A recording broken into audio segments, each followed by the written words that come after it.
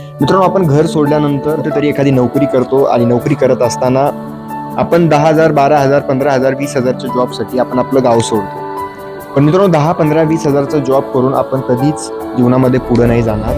आपल्याला कुठेतरी स्वतःचा व्यवसाय उभा करावा लागेल. पण आजची मंडळी बघायला गेलं तर आपल्या स्वतःच्या कामाला प्रायोरिटी देण्यापेक्षा, आपलं काम स्वतःचं महत्त्वाचं जे आहे ते समजून घेण्यापेक्षा, आज आपण कुठेतरी सकाळचा पंच, दुपारचा लंच आणि संध्याकाळचा पंच, ह्या पंचच्या नादामध्ये आपण आपण काहीतरी वेगळं करू शकतो किंवा आपण स्वतःचा व्यवसाय उभा करू शकतो किंवा व्यवसायामध्ये आपण काम करू शकतो.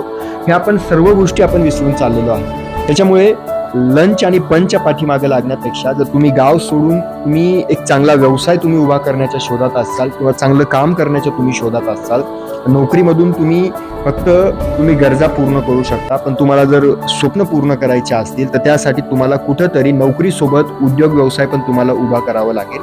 तर लंच आणि पंचच्या पाठीमागे लागण्यापेक्षा एक सुंदर बिझनेस तुम्ही सुरू करू शकता. तर नक्कीच तुम्ही एक बिझनेस करण्यासाठी जर तुम्ही तयार असाल तर नक्कीच तुम्ही आमच्याशी संपर्क करा.